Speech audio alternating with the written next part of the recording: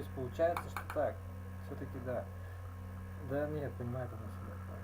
Женщина неизмеримо все, да, акстись. Я тебе, ну она поняла себя, но нет, наоборот, да. Да. Они становятся, да, понимаю, не хотят, нет, наоборот. Ну да. Меня это не касается. Наоборот. Нет, надо так думать о себе. А обо мне так думать, или так думать? Нет, наоборот, да. Нет, это понятно. Это твои проблемы, ты можешь что угодно считать. Главное, чтобы я не забыл, что я говорил. Да. То есть здесь одно только спасение, как ты скажешь. То есть один только вариант есть. Надо, да. Нарабатывать надо. Опять врет, так нет, он о себе так говорил.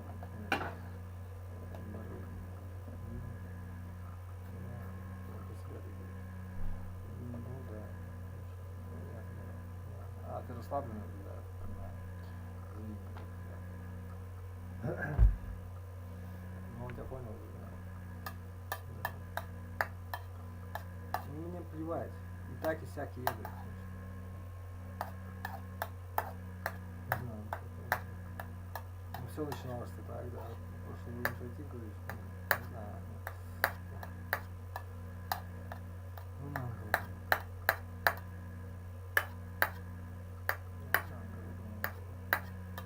Не знаю. Может быть, нет, не миновал.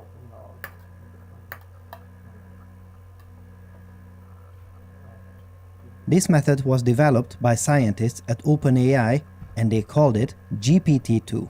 The goal was to be able to perform this task with as little supervision as possible.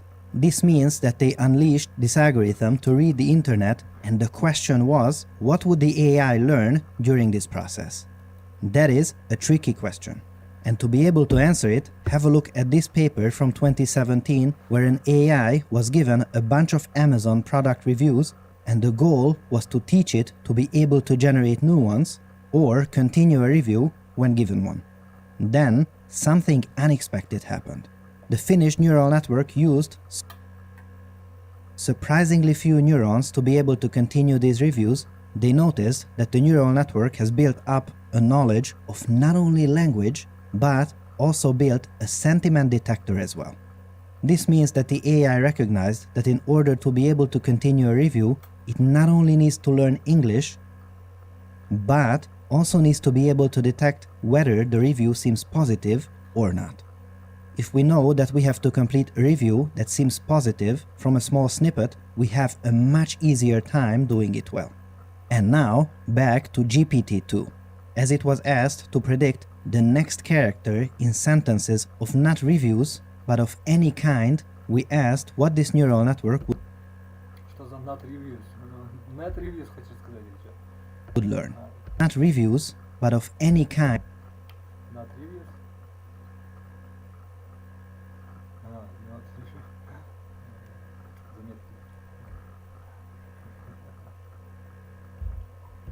We asked, and now back to GPT-2, as it was asked to predict the next and is to learn. The Finnish neural network used surprisingly few neurons to be able to continue these reviews. They noticed that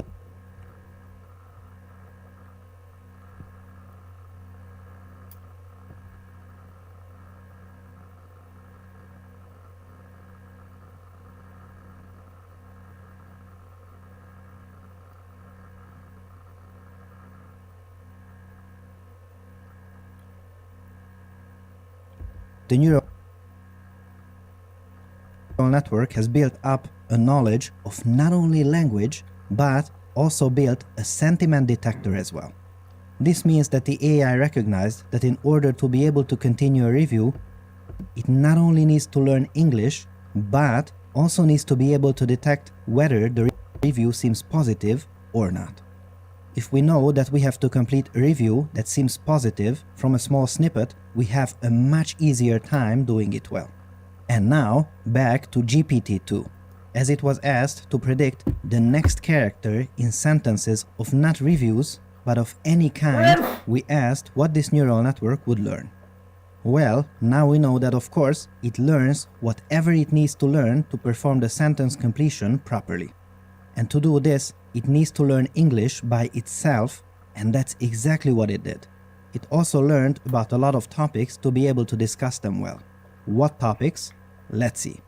We gave it a try, and I was somewhat surprised when I saw that it was able to continue a 2-minute paper script even though it seems to have turned into a history lesson.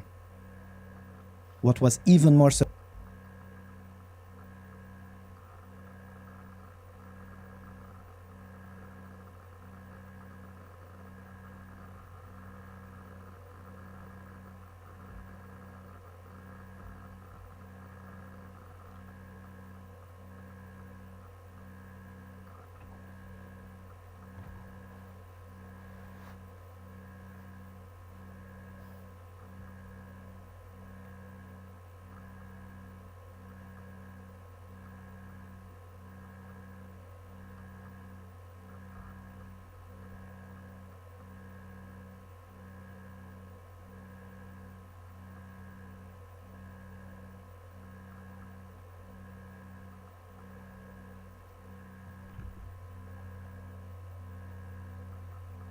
surprising is that it could shoulder the lesson.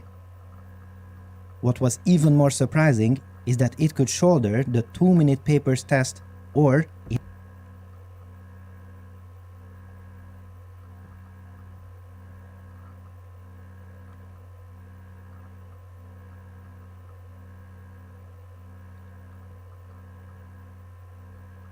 other words, I asked it to talk about the nature of fluid simulations, and it was caught cheating red-handed.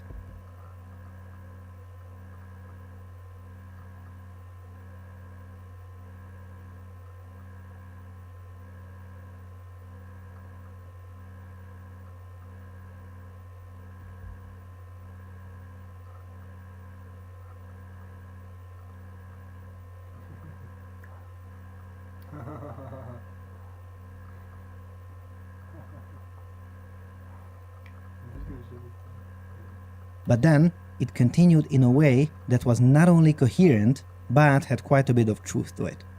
Note that there was no explicit instruction for the AI apart from it being unleashed on the internet and reading it. And now the next version appeared by the name GPT-3. This version is now more than 100 times bigger, so our first question is, how much better can an AI get if we increase the size of a neural network? Let's have a look together. These are the results on a challenging reading comprehension test as a function of the number of parameters. As you see, around 1.5 billion parameters, which is roughly equivalent to GPT-2, it has learned a great deal, but its understanding is nowhere near the level of human comprehension. However, as we grow the network, something incredible happens. Non-trivial capabilities start to appear as we approach 100 billion parameters. Look, it nearly matched the level of humans. My goodness! This was possible before, but only with neural networks that are specifically designed for a narrow task. In comparison, GPT-3 is much more general. Let's test that generality and have a look at 5 practical applications together. 1. OpenAI made this AI accessible to a lucky few people, and it turns out it has read a lot of things on the internet which contains a lot of code, so it can generate website layouts from a written description. 2. It also learned how to generate properly formatted plots from a tiny prompt written in plain English. Properly formatted plots from a tiny prompt written in plain English. Not just one kind, many kinds. Perhaps to the joy of technical PhD students around the world. 3. It can properly typeset mathematical equations from a plain English description as well. 4. It understands the kind of data we have in a spreadsheet, in this case population, and fills the missing parts correctly.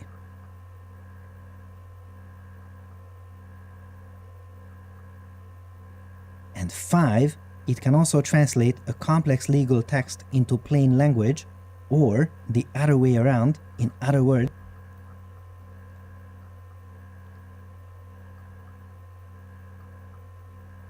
it can also generate legal text from our simple descriptions.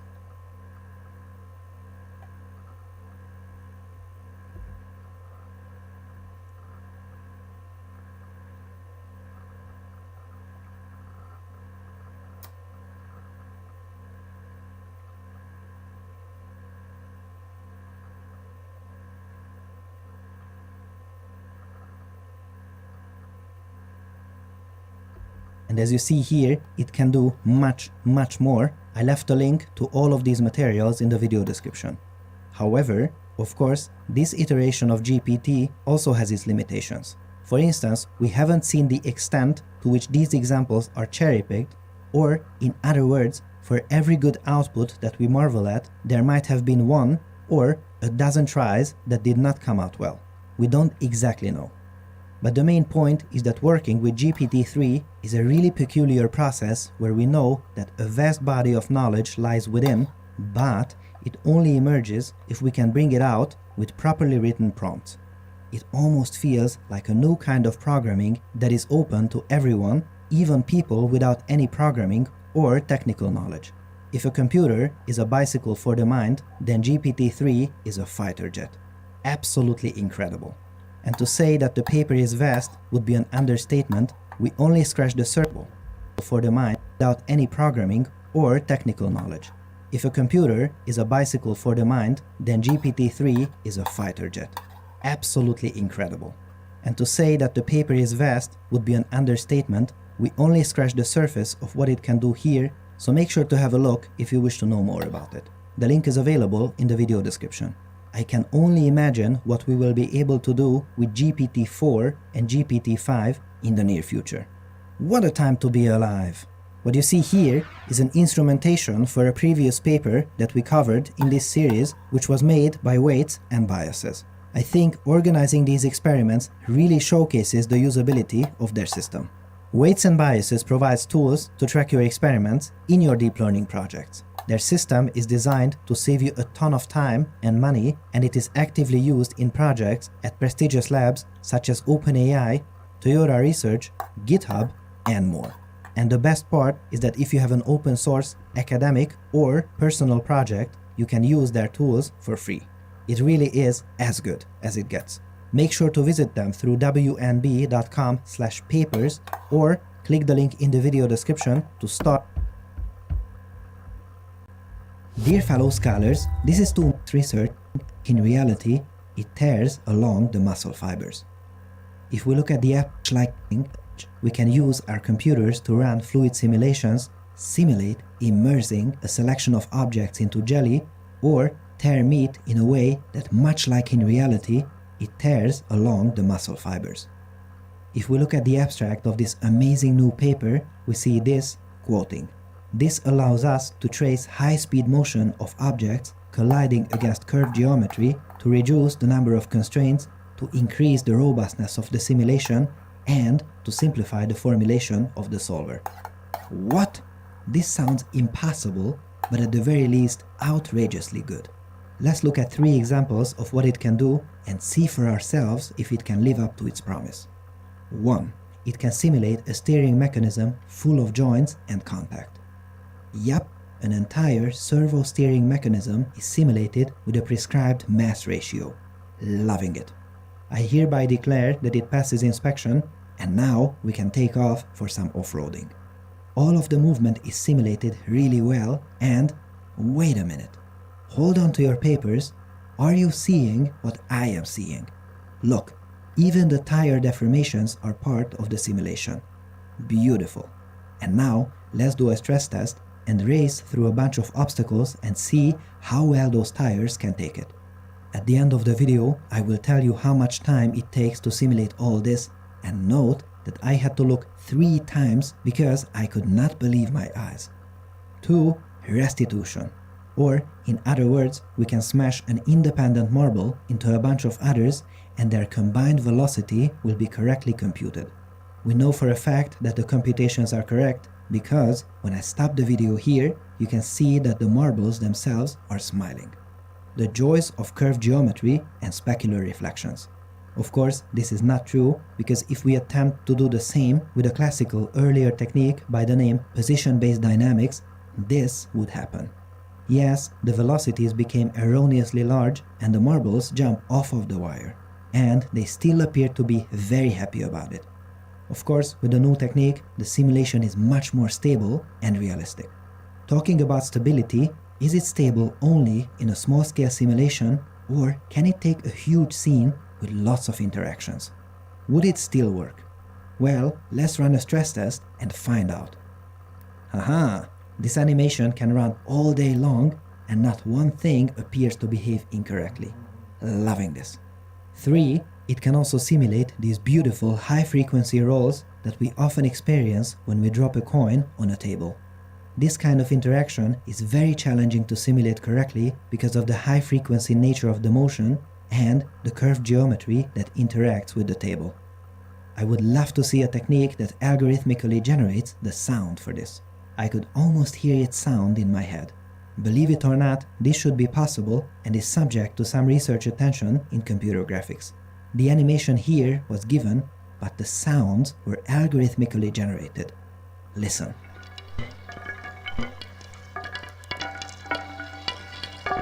Let me know in the comments if you are one of our OG fellow scholars who were here when this episode was published hundreds of videos ago. So, how much do we have to wait to simulate all of these crazy physical interactions? We mentioned that the tires are stiff and take a great deal of computation to simulate properly. So, as always, all-nighters, right? Nope, look at that. Holy mother of papers.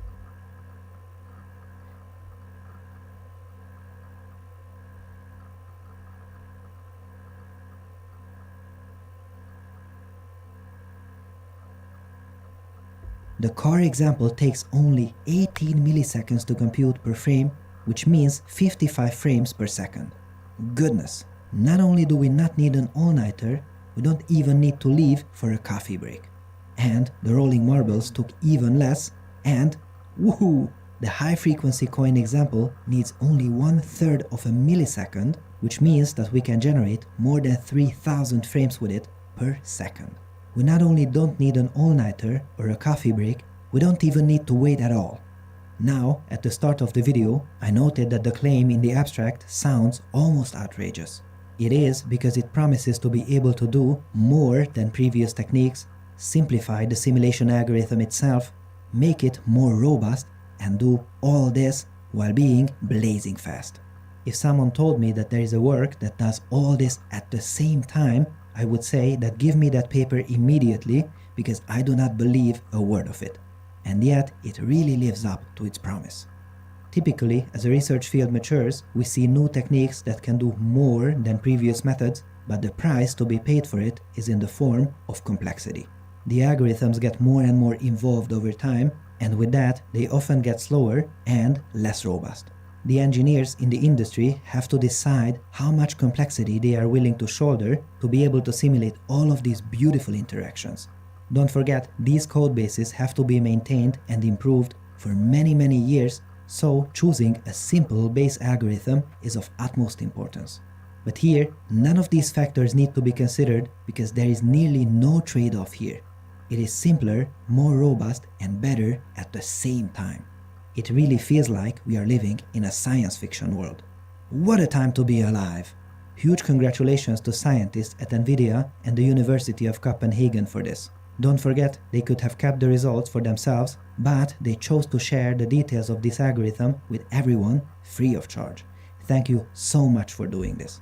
What you see here is a report for a previous paper that we covered in this series, which was made by Weights and Biases. Weights and Biases provides tools to track your experiments in your deep learning projects. Their system is designed to save you a ton of time and money, and it is actively used in projects at prestigious labs such as OpenAI,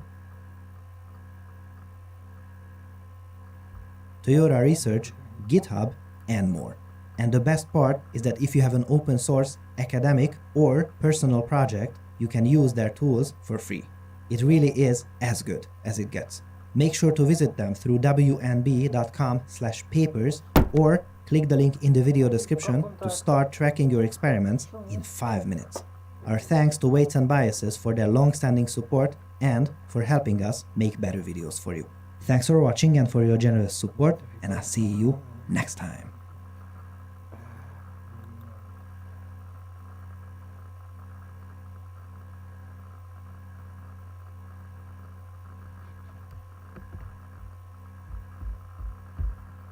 Там что-то скипел было?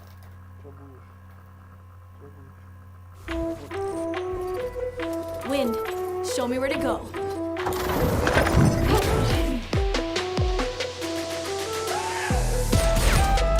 Your fault. This is nothing.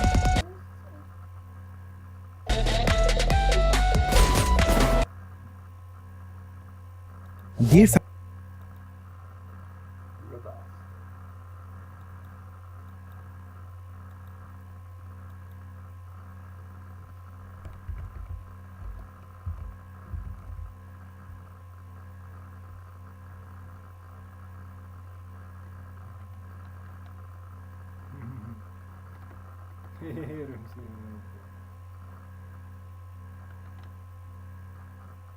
Бодренький.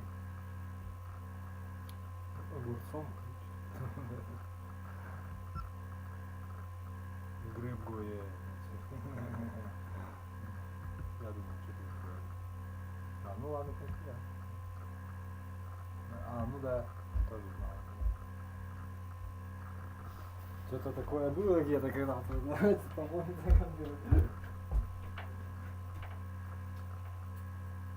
ну, так уж 10 лет уж не пьешь, что ли? Да,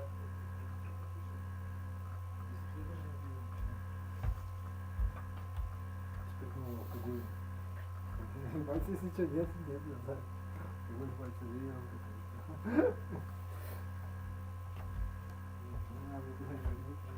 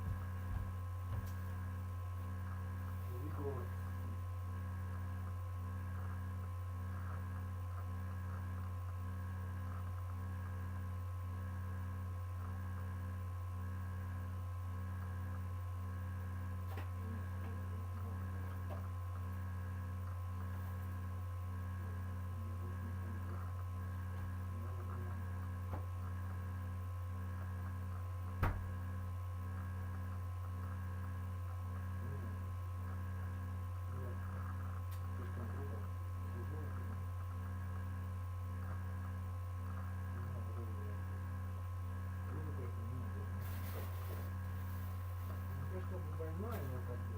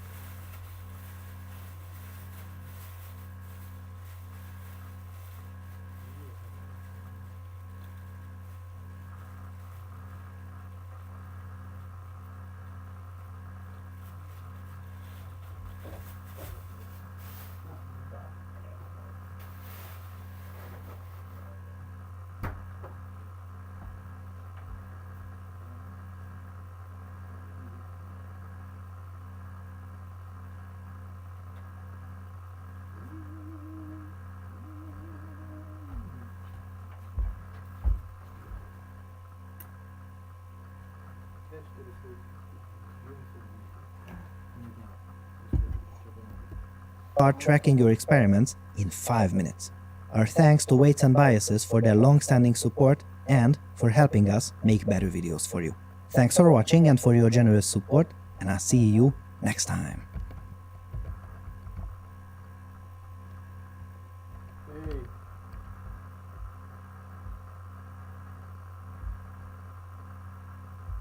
Да что такое? О.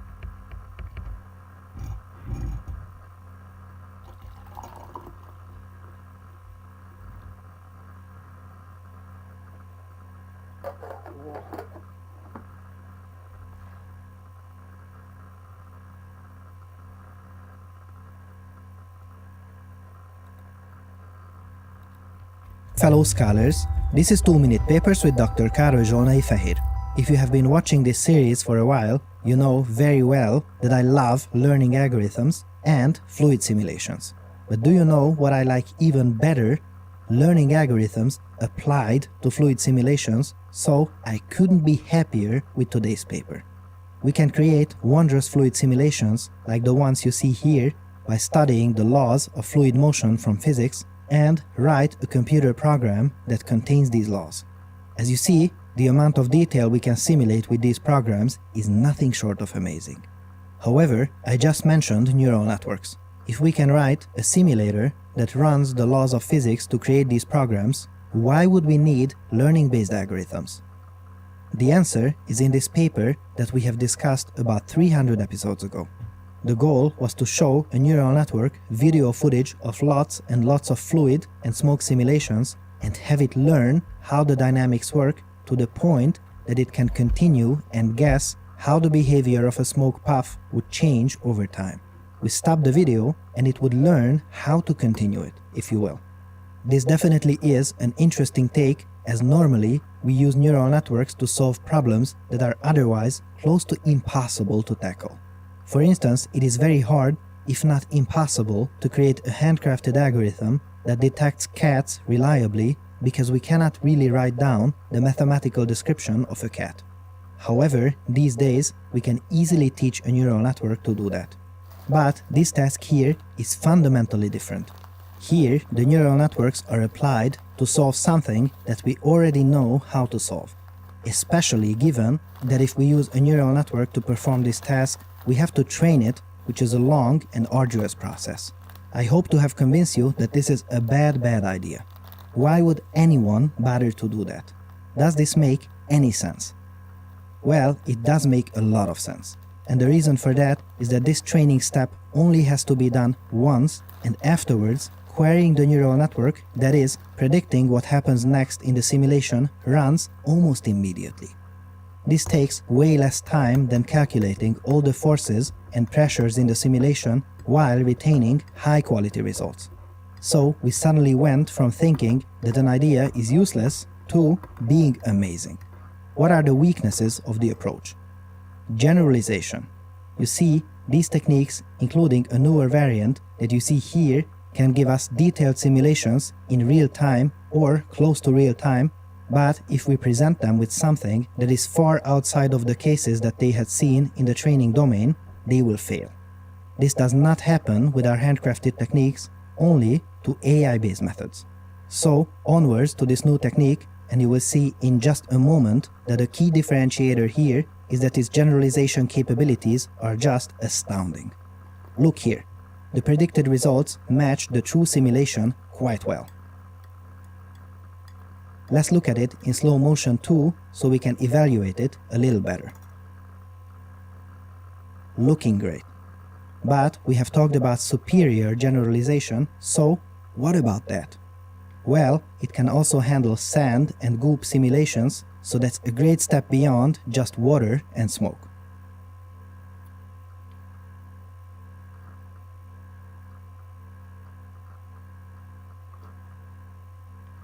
And now, have a look at this one. This is a scene with the boxes it has been trained on. And now, let's ask it to try to simulate the evolution of significantly different shapes. Wow! It not only does well with these previously unseen shapes, but it also handles their interactions really well. But there is more.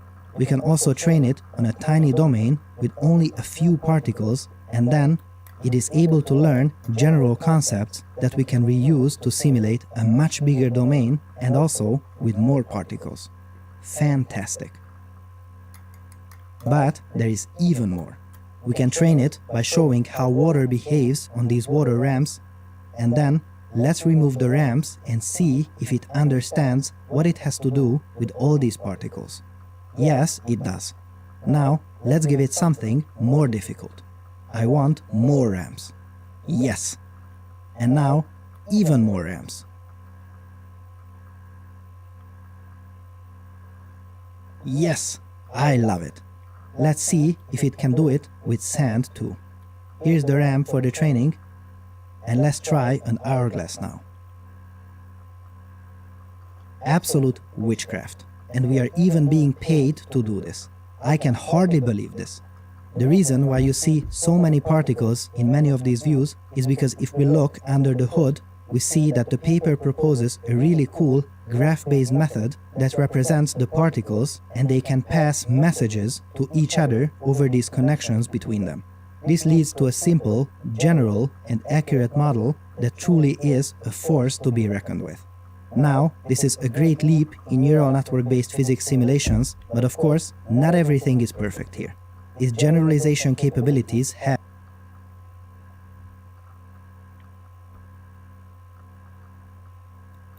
their limits. For instance, over longer time frames, solids may get incorrectly deformed. However, I will quietly note that during my college years, I was also studying the beautiful Navier-Stokes equations, and even as a highly motivated student, it took several months to understand the theory and write my first fluid simulator. You can check out the thesis and the source code in the video description if you're interested. And to see that these neural networks could learn something very similar in a matter of days, every time I think about this, shivers run down my spine. Absolutely amazing. What a time to be alive. This episode has been supported by Lambda. If you're a researcher or a startup looking for cheap GPUs,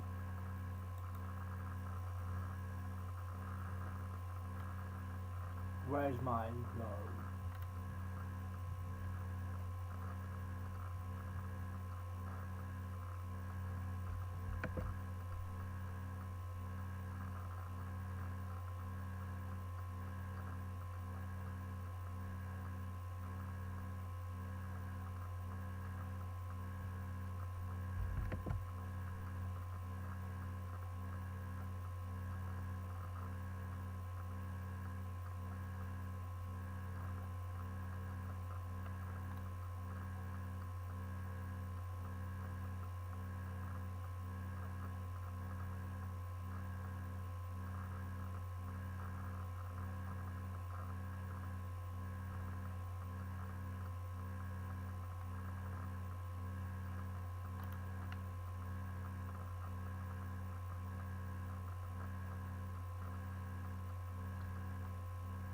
Что такое?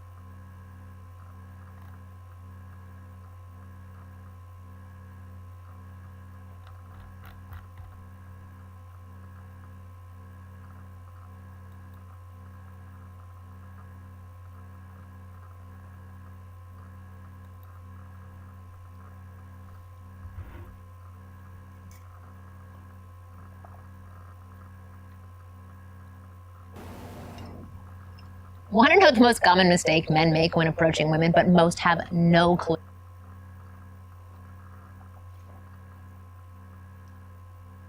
Ну нет, забудь все это, конечно. Меня не касается. Меня не надо стать.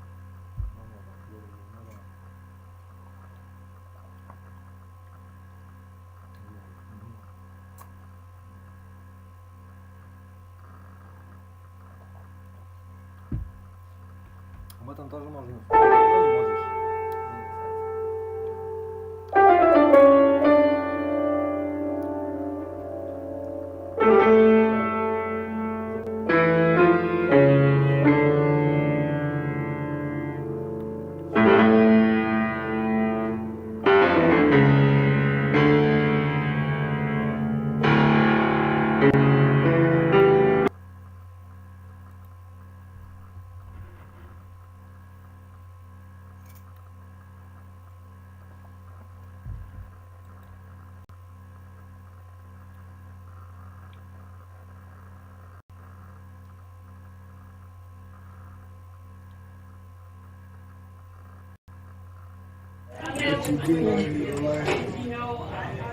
I don't want to play. Yes, I do. That's what happened. Here we go. See?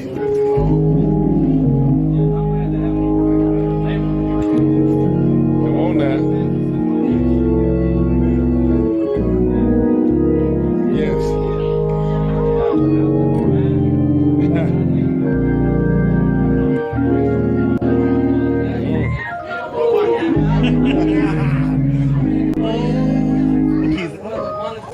Sweet one. Come on now. Come on now. Sweet wonder. Oh, Jesus. The Son of God. Oh, sweet, sweet, sweet, sweet, sweet. Sweet wonder. Come on now. Sweet wonder.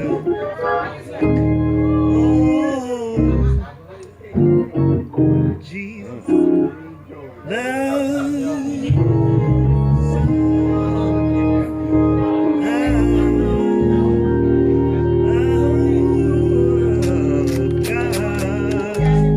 You just do it wide open.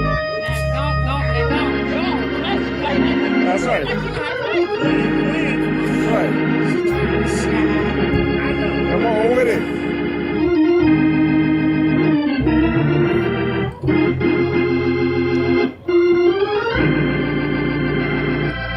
Yeah, I hear you. So Take him to church then. Like, don't do that. Don't do that. Right. Don't do that. She knows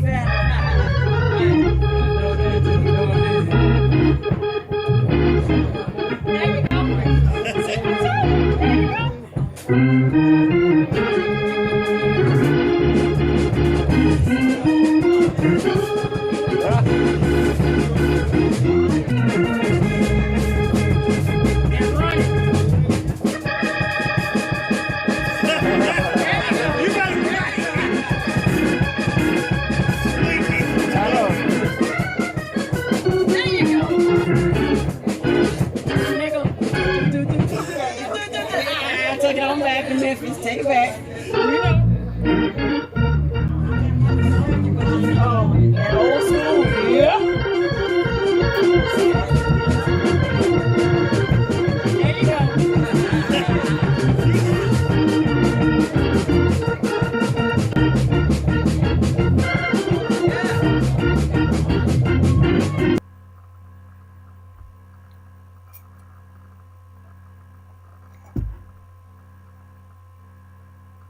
さあここまで第4試合、全4試合お付き合いいただきましたところで、続きましての本日のメインイベントを行います。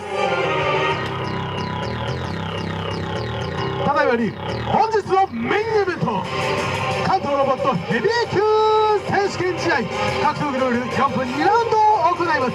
はじめに青コーナーヨゴラザ入場。やってまいりました。関西四天王。関西四天王。あの関西四天王の関西四天王。なんですって？いや、関西四天王。有名な。どういうことでしょう。どういうことだってばよ。いや、関西四天王なんですね。さあ、しかしこのヨゴロザ実力の方はと言いますとかなり高い。冗談じゃなく強い。かなりの実力者である関西四天王。ロープを越えてきますよ。おお。マッカー結構できるのかな。レジよりすごいよ。青コーナー挑戦者関西四天王降臨。ヨゴロザ。関西四天王の頂点は俺だと言わんばかり。この気合。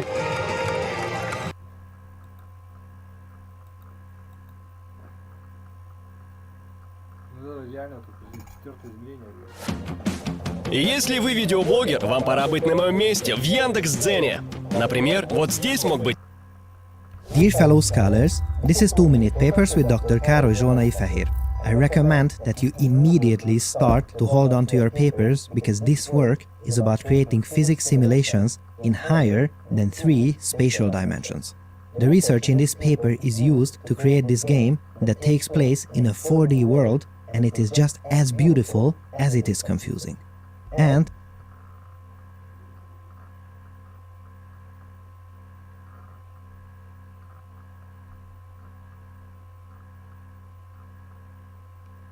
I'll be honest, the more we look, the less this world seems to make sense for us. So, let's try to understand what is happening here together.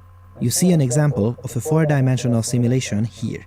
The footage seems very cool, but I can't help but notice that sometimes things just seem to disappear into the ether. In other cases, they suddenly appear from nowhere. How can that happen? Let's decrease the dimensionality of the... Это же проекция, вот как двухмерная проекция. Не так вот, она не исчезла ладонь-то, она просто бумажка не исчезает, видишь, ножницы, ты видишь палочку, в самом деле ты ножницы.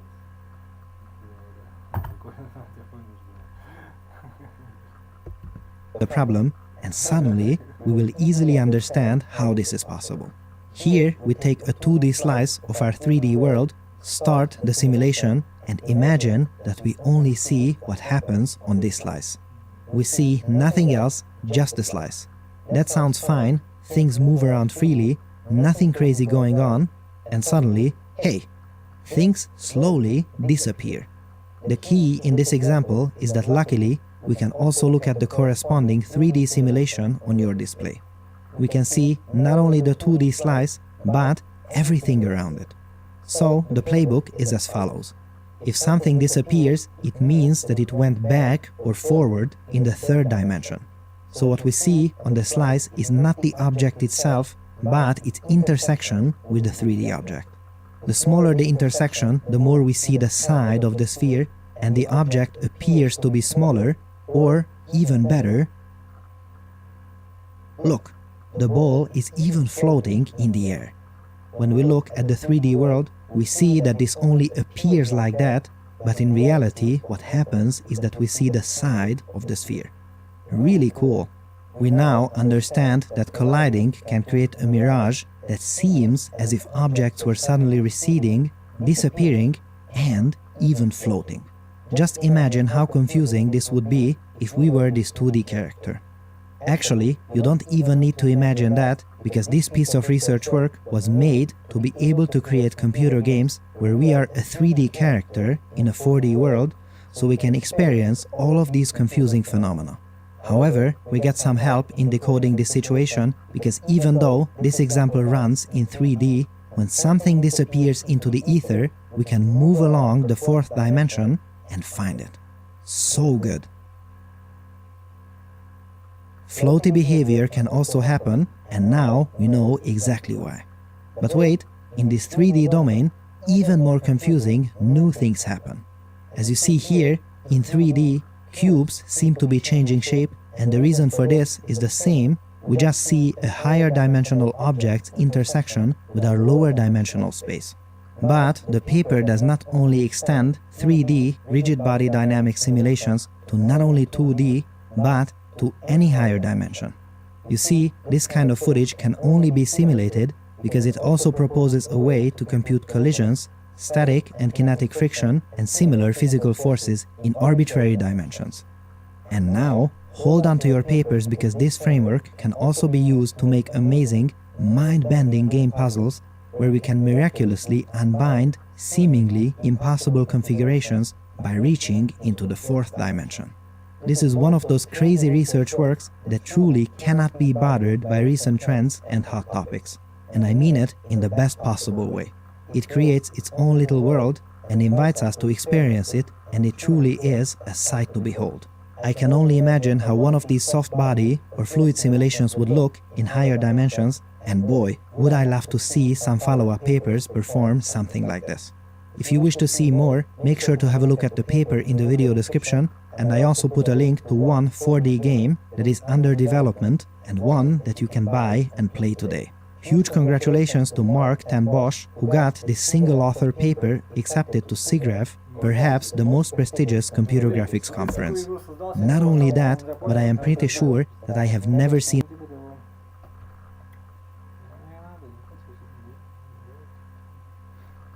Деньги получать надо за это.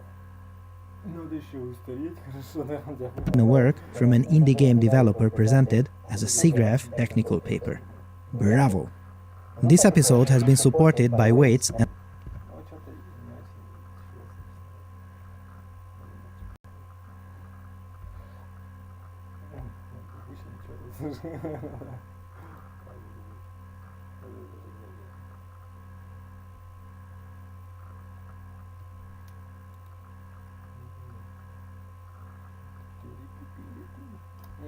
Я не хочу этим заниматься сейчас.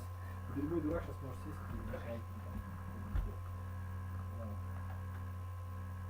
Ух ты. Так, Массагеза. Массагеза. Массагеза.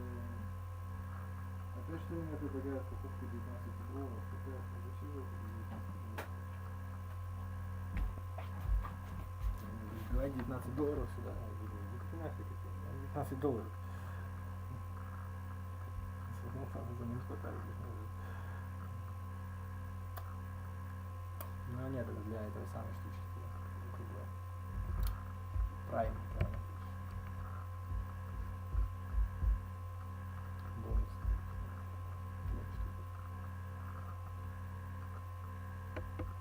Окей.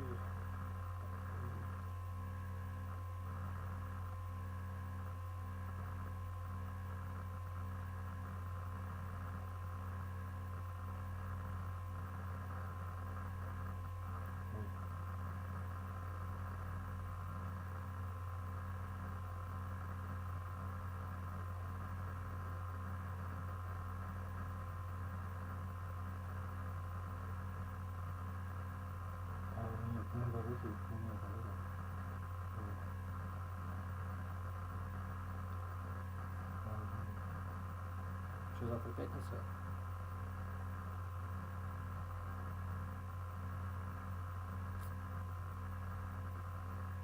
Нет, наверное.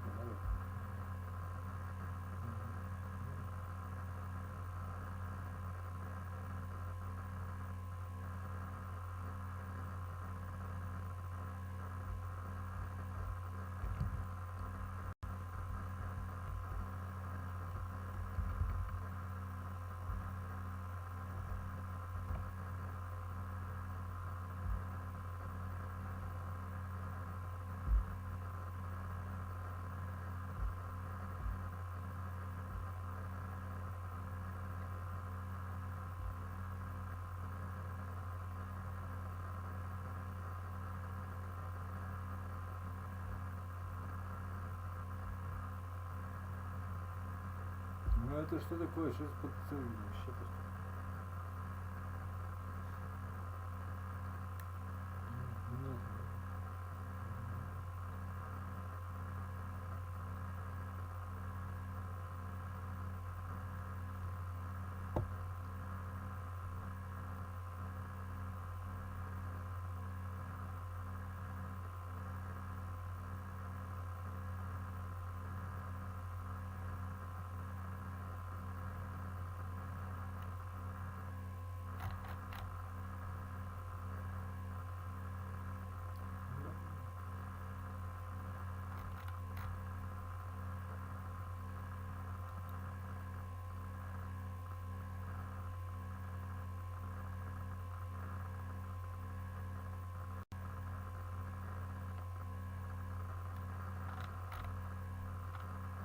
Что за глупость, блин?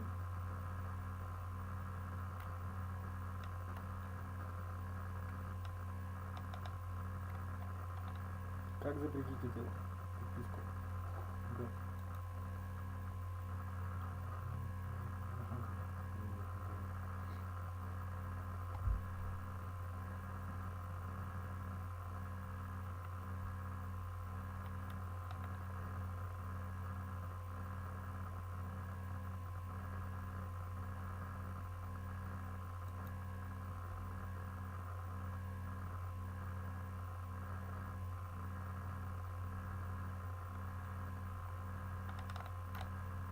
Он даже не интересуется, на ком я там. Ну, что такое?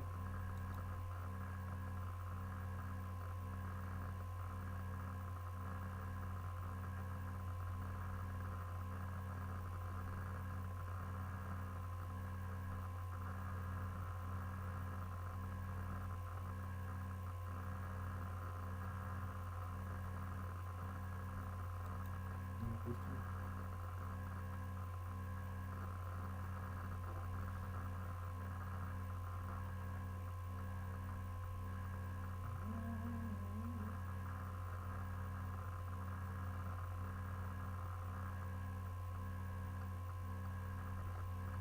Что мне надо отмечать, что ли, это всё, что ли? Нет.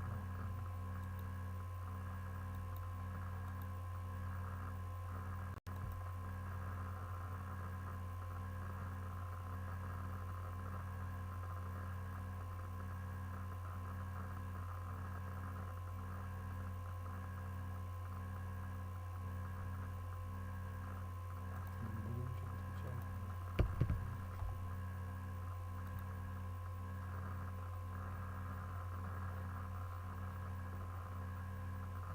Ну, задерживаешь просто.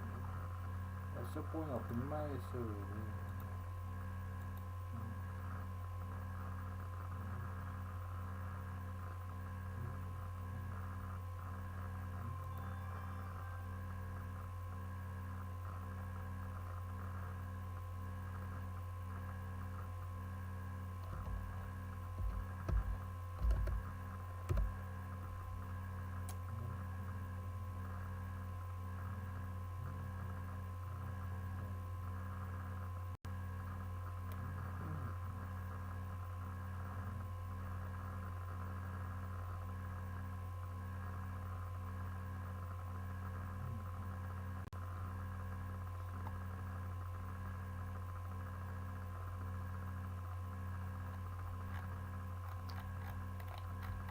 Нет, это ж такое, это ж,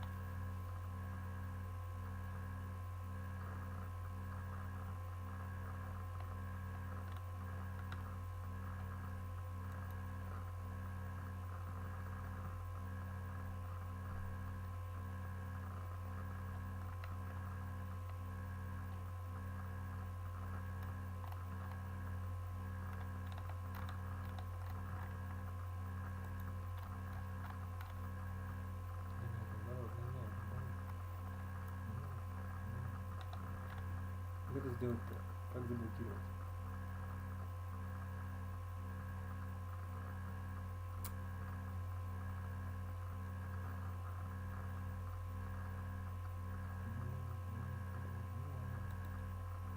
Ну нет, наоборот, не надо, не надо, наоборот.